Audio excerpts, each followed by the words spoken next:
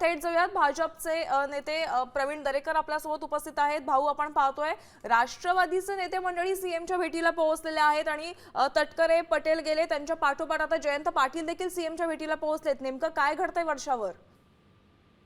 नाही, आता त्या ठिकाणी शरद पवार साहेबांसारखे ज्येष्ठ नेते, परत त्यांचे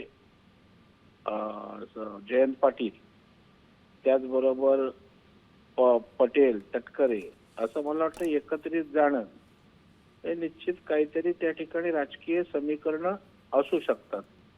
कारण दोन्ही राष्ट्रवादी एकत्रितपणे त्या ठिकाणी जाणं म्हणजे काय सहज जाणं असेल असं मला अजिबात त्या ठिकाणी वाटत नाही।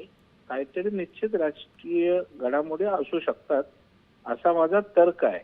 परंतु आता त्यांच्या भेटीअंतीच नेमकं का कशासाठी त्या ठिकाणी गेलेत हे स्पष्ट होईल। भाऊ, तुमचे संबंध फडणवीसांसोबतचे अतिशय जवळचे आहेत, त्यामुळे तुम्हाला थोडीफार तरी चुणूक असणार आहे की सहज जाणं आहे का नेमकं कोणत्या मुद्द्यासाठी ही भेट होतीये? काही माहिती तुमच्यापर्यंत पोहोचली आहे का? नाही, मला माहिती असती तर नक्की आपल्याला सांगितली असती। पण आपण याच्या आधी पाहिलेलं होतं काही दिवसांपूर्वी शरद पवार एनडीए मध्ये जाणार अशा देखील चर्चा रंगलेल्या होत्या। त्या दृष्टीने काही चर्चा होतीये का तिथे?